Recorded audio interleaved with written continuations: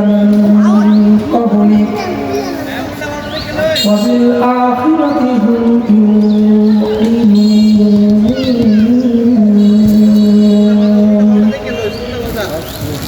أولئك على هدى من ربهم وأولئك هم المفلحون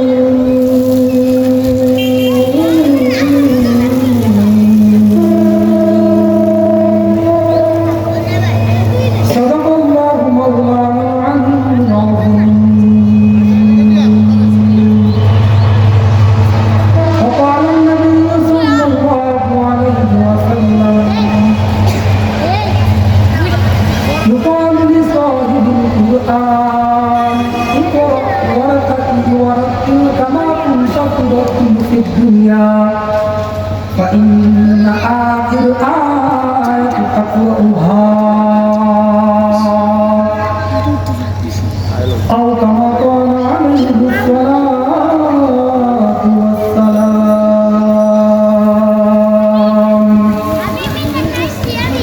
قول إن كان خدا كنت بنايا قول إن كان خدا كنت بنايا उम्मत की निगाहबान खुदा तुमको बनाया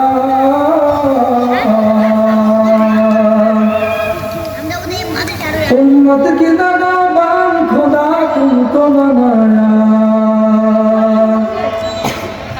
हर रंग में दुहर मुँह में दुहर जाम में दुहर दो हर रंग में दुहर मुँह में दुहर जाम में दुहर दो चाहता हूँ अब के रहो करो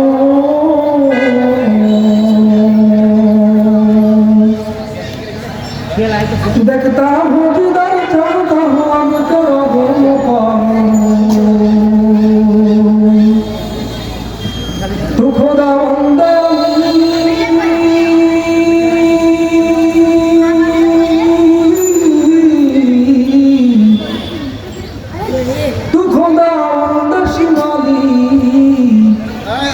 खुदावंद आराधी तू खुदावंद शबादी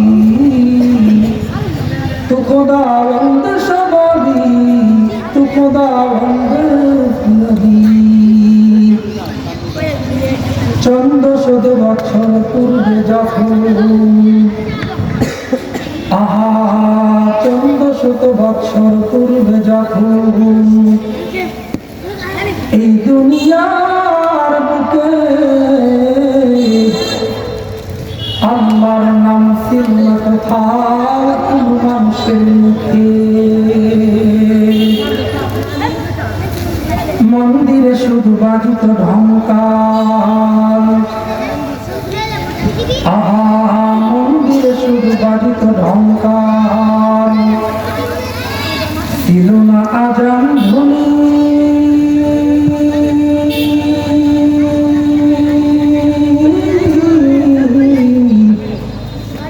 সে ঘরে এসেছিলে তুমি হে সাধক রব্বানি মানুষের পেটে মানুষ রূপী জন্ম নিয়া আহা মানুষের পেটে মানুষ রূপী জন্ম নিয়া মানুষে করলে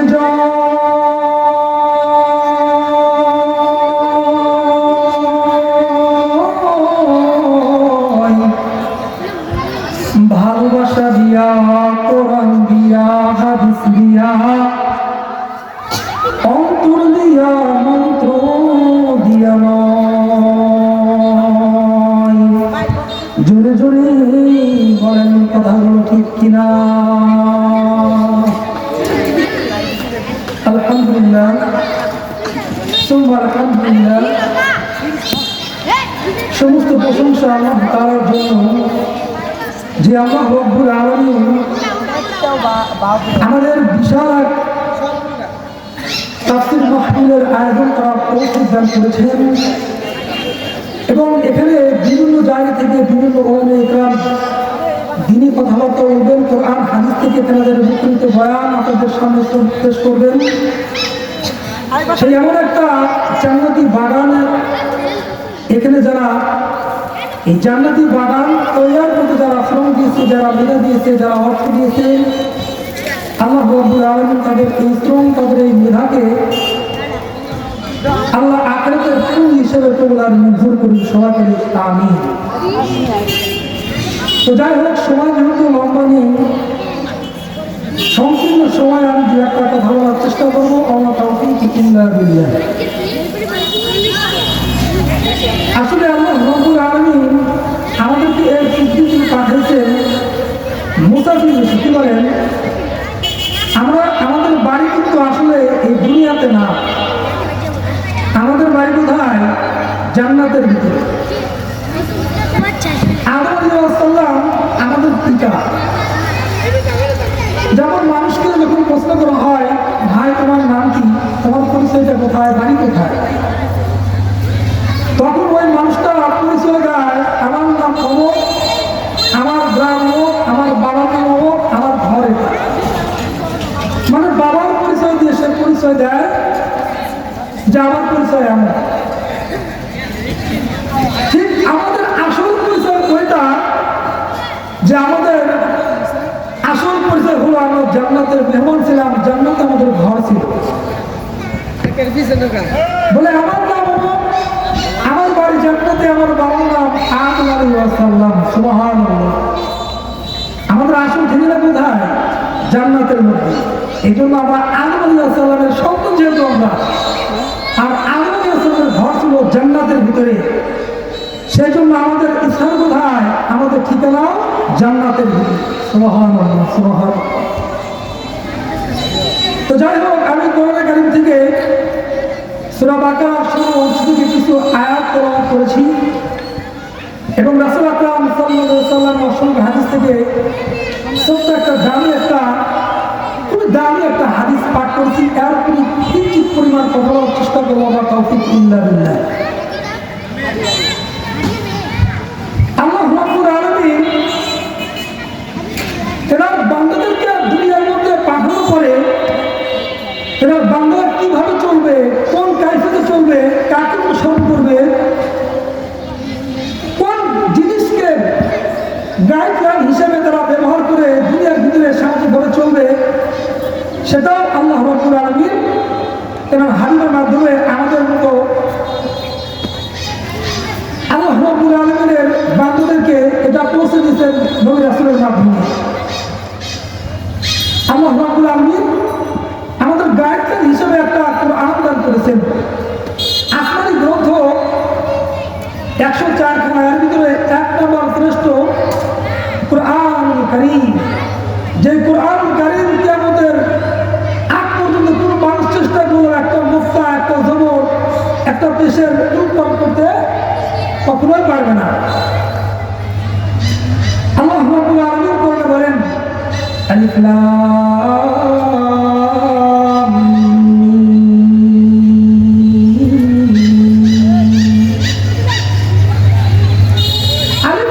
মিম। এটার অর্থ কিন্তু আমরা কেউই জানি না। আলিফ লাম মিমের অর্থ আমরা কেউই জানি না। আল্লাহু আ'লাম বিমুরাদিহি। আল্লাহ রাব্বুল আলামিন বেশি ভালো জানেন, অথবা তারা হাদিস জানেন। এই বিষয়ে গেলে ওদিকে অনেক লম্বা হবে। আল্লাহ রাব্বুল আলামিন বলেন, আমি তোমাদের এমন একটা গাইডলাইন দিয়েছি, এমন একটা পবিত্র গ্রন্থ দিয়েছি, এই গ্রন্থকে যদি তোমরা সামনে রেখে জীবনযাপন করতে পারো, তাহলে তোমাদের আর কোনো টেনশন নাই, তোমাদের আর কোনো ভয় নাই। সুবহানাল্লাহ, সুবহানাল্লাহ। আল্লাহ এটা বলতেছেন, আলিফ লাম মিম,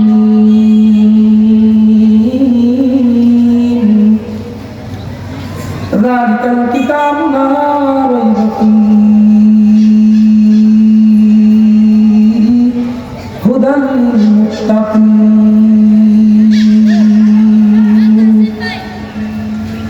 আল্লাহ রাব্বুল আলামিন বলেন, এটা এমন একটা গ্রন্থ তোমাদের দিয়েছি, লা রাইবা ফীহি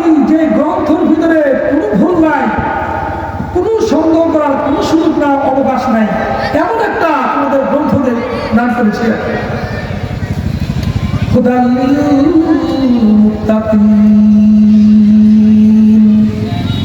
এবং এই গ্রন্থ হলো মুত্তাকিন ব্যক্তির জন্য রাস্তা বলে দিবে। এই কোরআন তোমাদের বলে দিবে তুমি কোন পথে চলবা।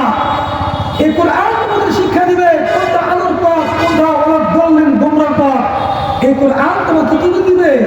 তোমাকে গাইডলাইন করবে, তোমাকে দুনিয়ার মধ্যে পরিচালিত করবে। সুবহানাল্লাহ। এই কোরআনের অনেক মর্যাদা,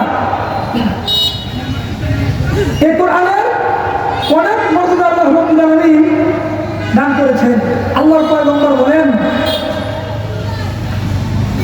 এই কোরআন যে ব্যক্তি তারা জীবন দশায় করবে এবং এই কোরআনকে সম্মান করবে, আল্লাহর পয়গম্বর হাদিসে বলেন, মান ক্বারাআল কোরআন ফাস্তাযহু ফাআল্লাহ হালালহু ওয়া হারামা হারামাহু সুম্মা মাদাখাল জান্নাহ।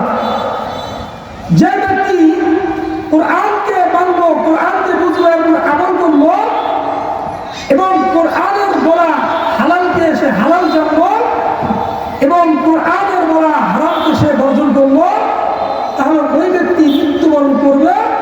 মৃত্যুবরণ করার সঙ্গে সঙ্গে আল্লাহ রাব্বুল আলামিন তাকে জান্নাতের মতো মাকাম দান করবেন। সুবহানাল্লাহ, সুবহানাল্লাহ। এই কোরআন কেমন সম্মান, এই কোরআন যে ধারণ করবে তার সিনার মধ্যে কেমন সম্মান। মুসলমান বন্ধু আমার, সংক্ষিপ্ত আকারে দু একটা কথা বলবো। আল্লাহ রাব্বুল আলামিনের পয়গম্বর হয়ে কোরআন কেমন সম্মান জানবে। কোরআনের সঙ্গে সাধারণ একটা কাপড়কে যদি জুজদান হিসেবে ব্যবহার করা হয়, এই কোরআনের জুজদান যদি মাটিতে পড়ে যায় অথবা কোরআন রাখার জন্য যদি একটা রেহাই বানানো হয়, ও মুসলমান বন্ধু আমার, কোরআন রাখার জন্য যে রেহাই বানানো হয় কম দামের একটা কাঠ দিয়া, বলে তুমি বান্দা কম দামের কাঠ দিয়ে তুমি রেহাই বানিয়েছো কোরআন শরীফ রাখার জন্য, কিন্তু ওই কোরআন শরীফ যখন ওই রেহানের সাথে স্পর্শ হয়, দুনিয়ার সব দামি দামি কাঠের থেকে আমি এক টুকরা কাঠকে আমি আল্লাহ রাব্বুল আলামিন বেশি মর্যাদা করে দিই। সুবহানাল্লাহ। তাহলে মুসলমান কোরআনকে শুধু রেখেছে রেহানের উপরে, কোরআনকে রেহানের উপর রাখার কারণে আল্লাহ রাব্বুল আলামিন এই কাঠের মর্যাদা বৃদ্ধি করে দিলেন। তাই মুসলমান একটাবার চিন্তা করে দেখেন, তাহলে আমি আপনার ভিতরে যদি কোরআনকে যদি লালন করি, কোরআনকে যদি পালন করি, সিনার ভিতরে ধারণ করি, তাহলে আল্লাহ রাব্বুল আলামিন আমাদের কেমন সম্মানিত করবে। ও মুসলমান, কোরআন কেমন দামি জানো? বান্দা যখন কোরআন শরীফ তেলাওয়াত করে তখন ওই তেলাওয়াতকারীর সঙ্গে সঙ্গে আল্লাহ রাব্বুল আলামিন কথা বলা শুরু করে দেয়। বলেন সুবহানাল্লাহ। আল্লাহর পয়গম্বরকে আল্লাহ রাব্বুল আলামিন হাদিসের কুদসির ভিতরে বলেন, ওগো আমার পয়গম্বর, আপনার উম্মতদেরকে জানায়া দেন, যখন কোনো আপনার গুনাহগার উম্মত যখন কোরআন শরীফ পাঠ করা শুরু করে দেয়, আমি আল্লাহ রাব্বুল আলামিন তার তেলাওয়াতের সঙ্গে সঙ্গে আমি আল্লাহ বান্দার জবাব দেওয়া শুরু করে দিই। সুবহানাল্লাহ। আল্লাহ রাব্বুল আলামিন হাদিসের কুদসির ভিতরে বলেন, ওগো পয়গম্বর, যখন কোনো মানুষ নামাজ পড়ার জন্য যায়, নামাজ ভিতরে দাঁড়া যায়, আর যাই নামাজে দাঁড়াইয়া বলে আলহামদুলিল্লাহি রাব্বিল আলামিন,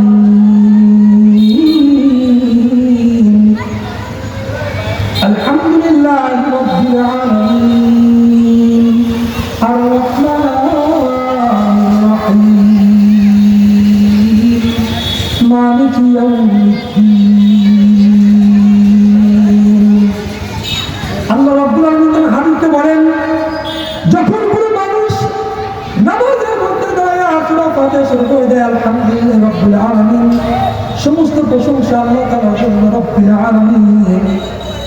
এই জগৎটাকে সৃষ্টিকারী বলা ওয়া আলা কুল্লি শাইইন কাদির, যিনি এই প্রত্যেকটা জিনিসকে আল্লাহ রাব্বুল আলামিন সৃষ্টি করেছেন, এমনকি তোমাকে বান্দা এবং আমাকে এই পৃথিবীর সমস্ত জিনিসকে আল্লাহ সৃষ্টিকারী বলা। আল্লাহ বলেন হাবিব, যখন তারা এরকম ভাবে পাঠ শুরু করে দেয় আলহামদুলিল্লাহ রাব্বিল আলামিন আর রহমানির রহিম বেহাত মেহেরবান মেহেরবান, আল্লাহ বলেন বান্দা যখন তুমি বলো ইয়্যাকা না'বুদু ওয়া ইয়্যাকা নাস্তাঈন, আল্লাহ হাদিসে কুদসিতে বলেন হাবিব যখন ইয়্যাকা না'বুদু ওয়া ইয়্যাকা নাস্তাঈন পাঠ করে তখন আল্লাহ রাব্বুল আলামিন বলেন বান্দা আমি তোমার কান কান হয়ে যাই, আমি আল্লাহ তোমার নাক নাক হয়ে যাই, আমি আল্লাহ তোমার জিহ্বা জিহ্বা জবান হয়ে যাই। বান্দা কি চাও, বান্দা কি চাও, আমি দেওয়ার জন্য তৈরি আছি। এইবার বান্দা নামাজের মধ্যে বলে ইয়্যাকা না'বুদু ওয়া ইয়্যাকা নাস্তাঈন বলার পরে বলে ইহদিনাস সিরাতাল মুস্তাকিম,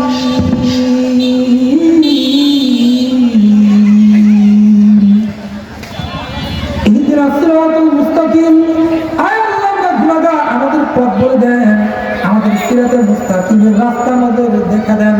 আল্লাহ বলে বান্দা আমি তোমাকে আজ থেকে সিরাতাল মুস্তাকিম উপরে চলার তৌফিক দান করে দিলাম। সুবহানাল্লাহ। আল্লাহ বলে বান্দা তুমি আর কি চাও, বান্দা তুমি আমাকে বলো, আমি আল্লাহ দেওয়ার জন্য প্রস্তুত আছি। اهدنا الصراط المستقيم صراط الذين أنعمت عليهم غير المغضوب عليهم ولا الضالين।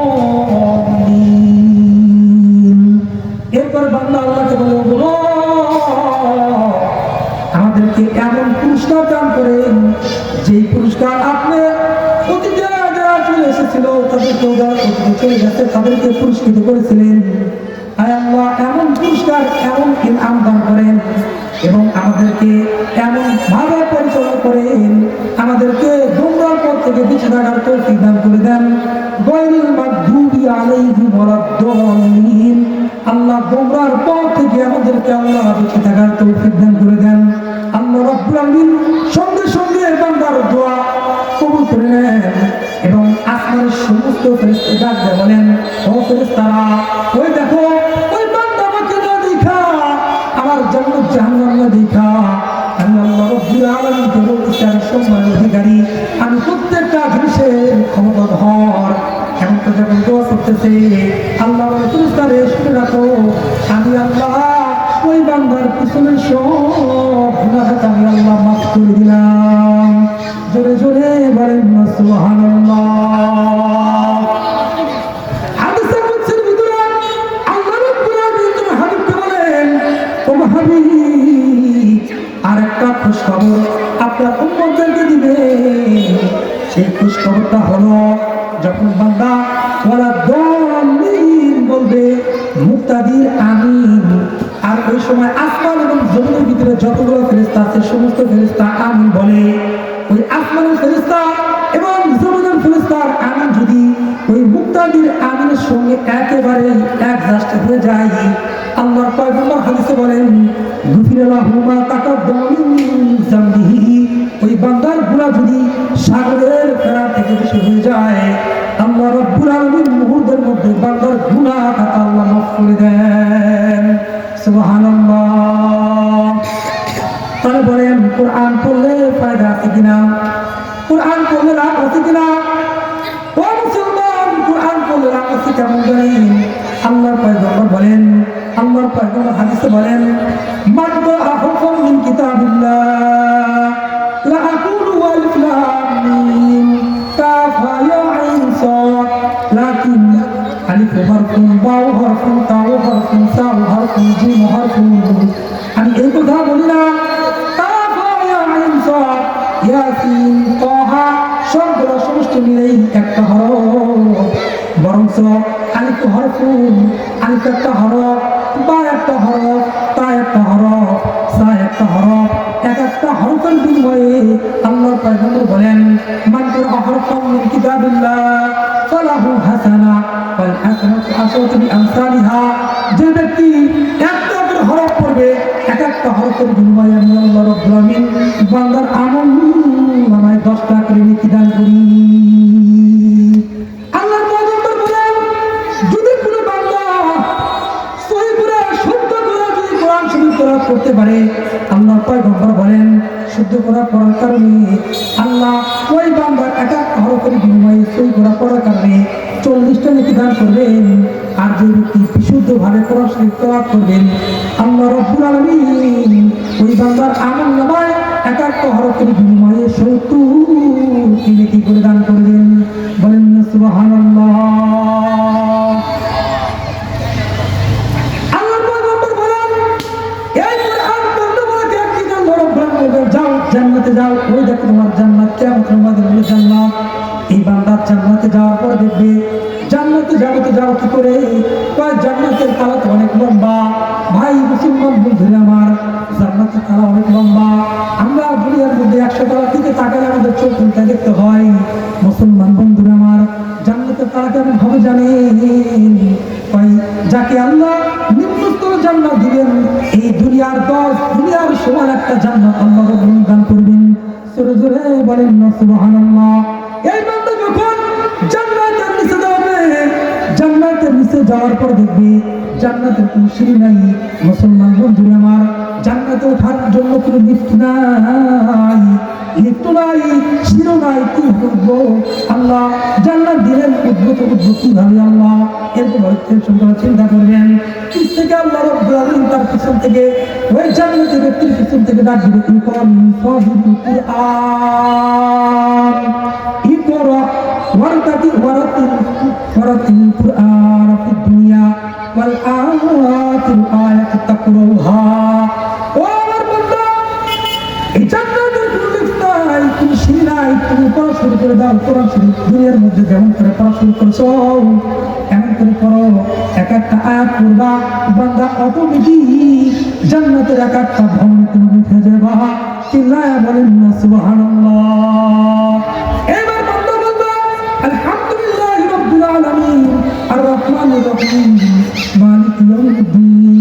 এক একটা আয়াত পড়বে, এক একটা আয়াত তেলাওয়াত করবে, আর এক একটা জান্নাতের কিছু মাকাম উঠা শুরু করে দিবে। চিল্লা বলেন না সুবহানাল্লাহ। আল্লাহ রাব্বুল আলামিন আমাদেরকে এই দামি কোরআন শরীফ তেলাওয়াত করার তৌফিক দান করুন এবং বেশি বেশি এই কোরআন